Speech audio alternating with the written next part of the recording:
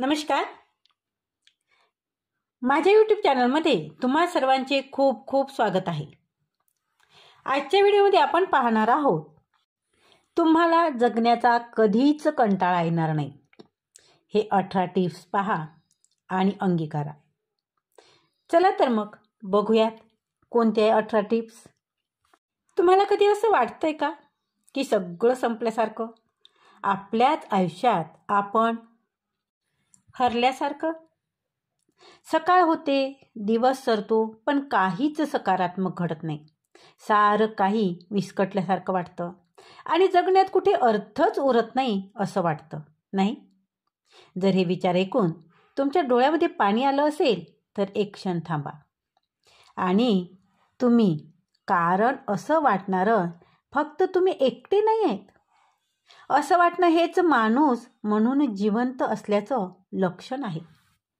पण हाच क्षण तुमचं आयुष्य पूर्णपणे बदलू शकतो.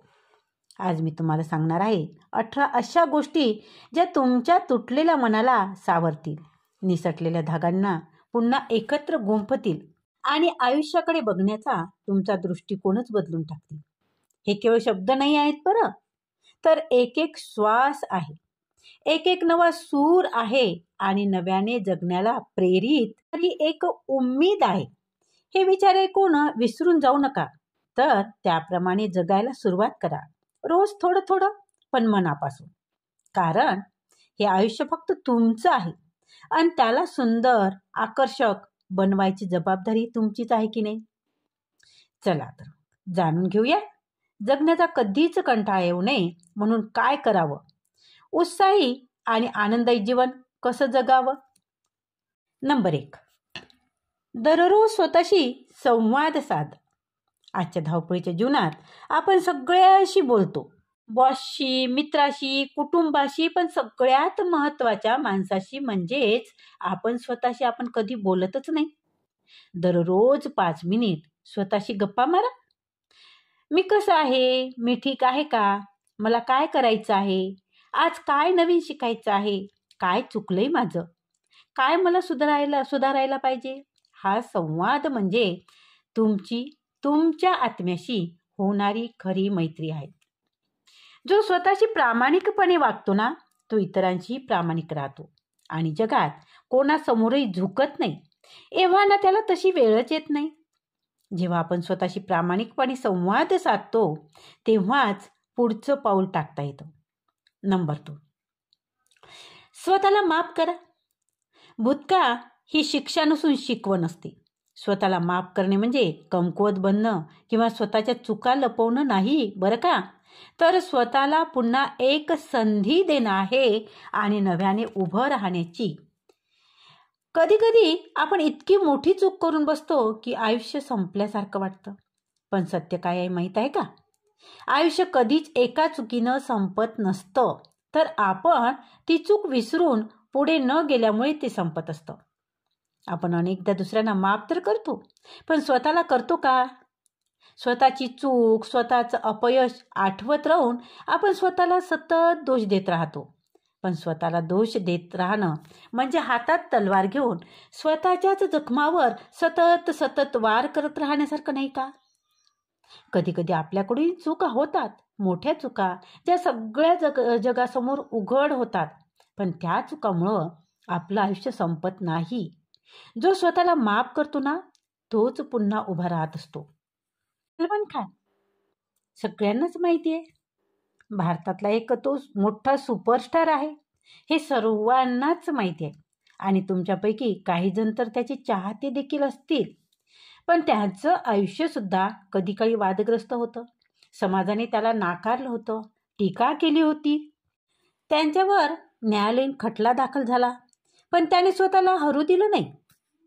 त्याने स्वतःला माफ केलं, वाईट गोष्टी सुधारण्याचा प्रयत्न केला, आपल्यातील चांगुलपणावर विश्वास ठेवला आणि तो पुन्हा नव्याने उभा राहिला. आज तो फक्त अभिनेता नाहीये, तर लाखो लोकांचा आदर्श आहे. काही सामाजिक उपक्रमाद्वारे तो इतरांच्या जीवनात एक आशेचा किरण सुद्धा ठरत आहे. चुकांमध्ये अडकून राहू नका. त्या चुकांमधून काहीतरी चांगला धडा घ्या आणि स्वतःला माफ करा. म्हणजे काय होईल? स्वतःवर प्रेम करणे. फक्त स्वतःवर प्रेम करणारा माणूसच जग जिंकू शकतो. आणि आजपासून स्वतःला एक वचन द्या, जुन्या चुका आता इतिहास जमा झाल्या आहेत. यापुढे मी खबरदारी घेईन आणि त्याच चुका पुन्हा करणार नाही. गतकाळात माझ्या हातून झालेल्या चुकासाठी मी स्वतःला माफ केले आहे आणि आजपासून यशाच्या नवीन अध्याय लिहायला सुरुवात करीत आहे. स्वतःला माफ करणे म्हणजे भूतकाळाशी युद्ध थांबवणे आणि भविष्याशी मैत्री करणे होय. नंबर 3, दररोज कृतज्ञता व्यक्त करा. जे आपल्याकडे आहे त्याचं महत्त्व ओळखणं हीच समृद्ध जीवनाची खरी सुरुवात आहे. तुमच्याकडे जे आहे त्यासाठी आभारी राहा आणि जे हवं आहे त्यासाठी तुम्ही प्रयत्नशील राहा किंवा प्रयत्न करा. एका गरीब माणसाला विचारलं, तुझ्याकडे काय आहे?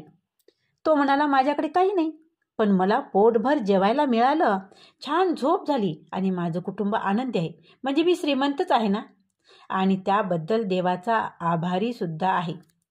मनुष्याचा हाच दृष्टिकोन आयुष्य बदलतो. आपल्याकडे किती आहे यापेक्षा जे आहे त्यामध्ये आपण किती समाधानी आहोत हे यशाचं खरं मोजमाप असतं. जेव्हा कधी असं वाटतं की आयुष्यात काहीच चांगलं घडत नाही, तेव्हा डोळे मिटा आणि स्वतःला आठवा की दररोज कितीतरी चांगल्या गोष्टी न सांगता आपल्या वाट्याला येतात, नाही का? तर त्यासाठी आपण धन्यवाद मानू. कारण ज्या मनात कृतज्ञता असते तिथे नाराजी टिकत नाही आणि अशा मनात यश आपोआप नांदत असतं. नंबर 4, दररोज शरीराची हालचाल करा. आपण धावतो, आपलं घवघवीत यश, पैसा, मोठं घर, गाडी याची स्वप्न पाहतो. हे सगळं मिळालं पण शरीर साथ देत नसलं तर साधा सर्दी खोकला जरी झाला तरी मन विचलित होतं. आणि मग जर शरीरच दुर्बल असलं तर आयुष्याची लढाई कशी जिंकणार? तुमचं शरीर हे एक मंदिर आहे. त्याची पूजा शारीरिक हालचालीने म्हणजेच व्यायामाने होती, तर नाश आळशीपणाने होत असतो. आणि म्हणून आज अनेक लोक कमी वयातच ब्लड प्रेशर, शुगर, हाय कोलेस्ट्रॉल, पाठदुखी, वजन वाढ आणि मानसिक थकवा यांना बळी पडत आहेत. कारण दररोज शरीराची हालचाल हवी तशी होत नाही. शरीर चालेल तर स्वप्नही धावत येतील. शरीर थांबलं तर यशापर्यंतचा प्रवास अर्धवट नाही का राहणार? आणि म्हणून यशाचा प्रवास करण्यासाठी तुम्ही शरीर थांबू देऊ नका.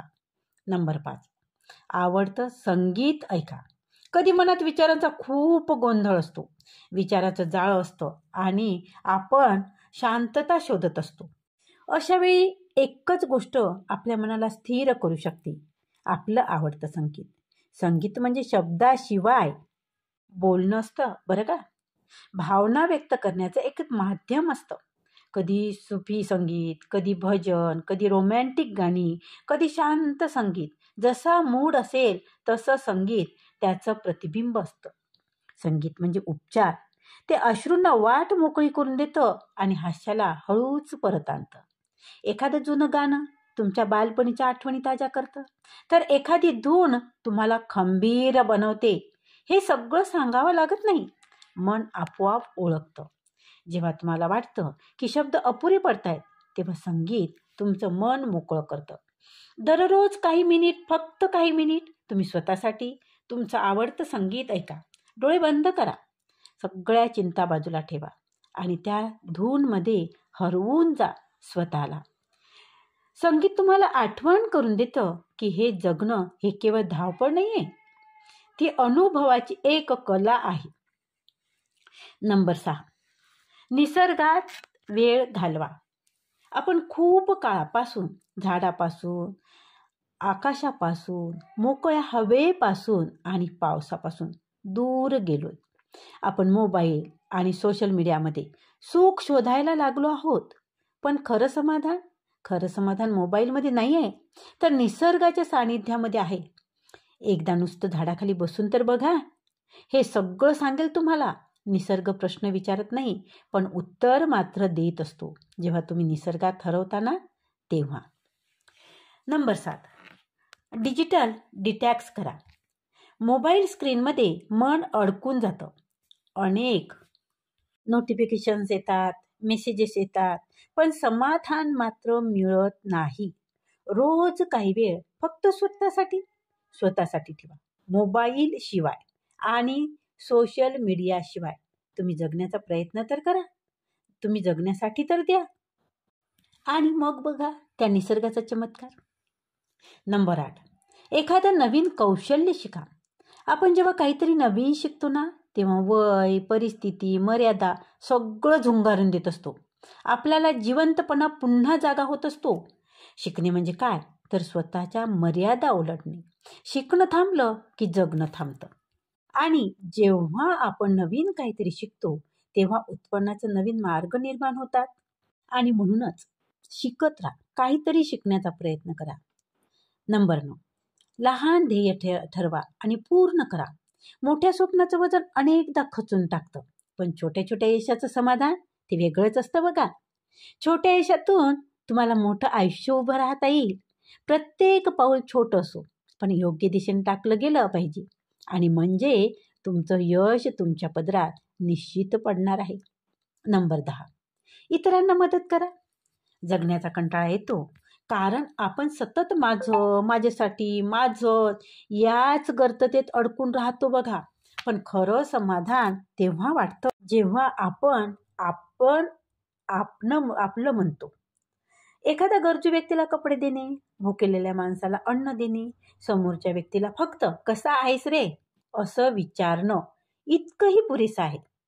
स्वतःसाठी जगणं हे अस्तित्व आहे, पण इतरांसाठी जगणं म्हणजे आयुष्य आहे. जेव्हा तुम्ही इतरांच्या चेहऱ्यावर हसू आणता ना, तेव्हा जीवनाचं सार्थक झाल्यासारखं वाटतं. आणि म्हणून इतरांचं चेहऱ्यावर हसू आणण्याचा प्रयत्न करा. नंबर 11, स्वतःला समाजाशी जोडून ठेवा. अनेकदा आपण गर्दीत असूनही एकटे असतो कारण आपलं म्हणणं ऐकून घेणारं कोणी नसतोच, किंवा आपण इतरांचे म्हणणे ऐकून घेत नाही आणि म्हणून आपण एकटं पडतो.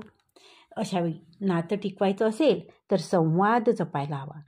एखाद्या व्यक्तीशी प्रामाणिकपणे गप्पा मारा. आई बाबाशी शांतपणे बोला आणि त्यांचं म्हणणं ऐकून घ्या. तसेच एखाद्या जुन्या मित्राला कॉल करा. यामुळे तुमची मन एकमेकाशी जुळतील आणि नातं पुन्हा टिकून राहील. नंबर 12, जुन्या आठवणीमध्ये रमून जा. अनेकदा काय करतो आपण जुन्या आठवणीमध्ये रमत बसतो, पण लक्षात ठेवा काही गोष्टी मनात खोलवर रुतून बसतात. पण लक्षात ठेवा की तुम्ही त्या गोष्टीमध्ये अडकून पडायचं नाही, तर गतकाळातील गोष्टीमधून काहीतरी नवीन शिकून पुढे जायचं असतं. एखादं दुःखद प्रसंग तुम्हाला सतत आठवत असेल तर एका कागदावर लिहून काढा. नंतर तो कागद फाडा आणि जाळून टाका. त्या जळणाऱ्या आगीमध्ये दुःखही जळून जाईल आणि धुरासोबत हवेमध्ये विरून सुद्धा जाईल. हा उपाय दिसायला साधा वाटतो, तरी सुद्धा एकदा करून बघा आणि तुम्हाला काय फरक जाणवतो ते अनुभवा. तुम्हाला तुमचं मन हलकं झाल्यासारखं निश्चितच अनुभवायला येईल. नंबर 13, हास्य आणि विनोदाला जागा द्या. आयुष्यामध्ये हास्य आणि विनोदाला तुम्ही जागा द्या. तुमच्या मनावर मळप जमलंय का तर मग खळखळून हसा. हास्य हे औषधाची सर्वात स्वस्त आणि प्रामाणिक डोस आहे बरं. लहान मुलांचा खेळ बघा, एखादा विनोदी व्हिडिओ बघा आणि आवडला तर बेंबीच्या देठाला कळ लागेपर्यंत खळखळून हसा. हसणं म्हणजे काळोखात दिवा लावल्यासारखं आहे. नंबर 14, सकाळच्या सूर्यप्रकाश अनुभवा. सूर्यप्रकाश म्हणजे फक्त प्रकाश नाही आहे, तो नव्या सुरुवातीचा एक आशीर्वाद आहे. सकाळी काही वेळ फक्त गॅलरीत उभं राहा, डोळे बंद करा, श्वास घ्या आणि फक्त अनुभवा, काहीही न बोलता. सूर्य जसा रोज उगवतो तसा आपणही रोज नव्याने उगवू शकतो आणि समाजातील अंधकार दूर करू शकतो, नाही का? नंबर 15, स्वतःसाठी वेळ ठेवा. सगळ्यासाठी झिजता तुम्ही स्वतःच अस्तित्व विसरून जाता आणि मग मनाचा गोंधळ होतो. तुमच्याही बाबतीत असं होतं का? तुम्ही स्वतःच अस्तित्व विसरून जाता का? मग थांबा आणि स्वतःसाठी एक चहा घ्या. नसेल आवडत तर स्वतःच्या आवडीचं काहीतरी घ्या. महिन्यातून एक दिवस स्वतःसाठी राखून ठेवा, फक्त तुमच्यासाठी. या दिवशी सर्व कामं बाजूला ठेवून तुम्हाला जे आवडेल ते करा. सिनेमा बघा, पुस्तक वाचा, झोप काढा, जे वाटेल ते करा. जेव्हा तुम्ही स्वतःसाठी वेळ देता ना, तेव्हाच समाजाला काहीतरी चांगलं तुम्ही देऊ शकता. नंबर 16, सकारात्मक लोकांशी नातं ठेवा. काही लोक भेटले की मन हलकं होतं. काहींना भेटून असं वाटतं हेच आपलं घर आहे. अशा लोकांना आपल्या आयुष्यात महत्त्वाचं स्थान द्या आणि नकारात्मकतेपासून अंतर ठेवा. कारण तुमच्या आयुष्यात एक तरी अशी व्यक्ती असेल ज्याचं बोलणं ऐकल्यावर तुमचं मन हलकं होते, त्यांच्याशी संपर्क वाढावा असं तुम्हाला वाटतं आणि अशा लोकांशी तुम्ही संपर्कात राहा किंवा त्यांच्याशी तुम्ही संपर्क ठेवा. नंबर 17, छोट्या क्षणाचा आनंद घ्या. प्रत्येक क्षण अमूल्य असतो, फक्त आपल्याला त्याचं भान राहत नाही. गरम गरम चहा, पावसातील गारवा, मातीचा गंध, आईच्या हातचा पोळीचा तुकडा, या सगळ्यामध्ये आनंदाचं खरं रूप दडलेलं आहे. आनंद फक्त मोठ्या गोष्टीत नसतो, त्या छोट्या आणि क्षणाच्या मिठीतही असतो बघा. नंबर 18, वर्तमानात जगा. भूतकाळ गेला, भविष्य अजून आलं नाही, पण वर्तमान तर आपल्याच हातात आहे. हा एक क्षण पूर्णपणे जगा, जसा आहे तसा. जेवत असाल तर फक्त जेवण करा, चालत असाल तर फक्त चालत राहा आणि झोपत असाल तर शांत झोपी जा. या ठिकाणी मोबाईल नको, फक्त जीवनाचा आस्वाद घ्या. आजचा क्षण जसा घालवाल तसं आयुष्य घडेल. या व्हिडिओमध्ये सांगितलेल्या 18 गोष्टी हे फक्त उपाय नाही आहेत, हे आयुष्य जगण्याचं खरं तत्त्वज्ञान आहे. आणि म्हणून यामधील काही गोष्टी तुम्ही आजच सुरू करा. काहीसाठी वेळ लागेल, पण एकदा सुरुवात करावी लागते आणि ती तुम्ही आत्ताच करू शकता. त्यामुळे सुरुवात करा. तर आजचा हा व्हिडिओ कसा वाटला तो कमेंटद्वारे नक्की कळवा. तसेच व्हिडिओला लाईक करा, व्हिडिओ शेअर करा, कमेंट करा आणि तुम्ही जर चॅनलवर नवीन असाल तर चॅनलला सबस्क्राईब जरूर करा. धन्यवाद. खूप खूप धन्यवाद.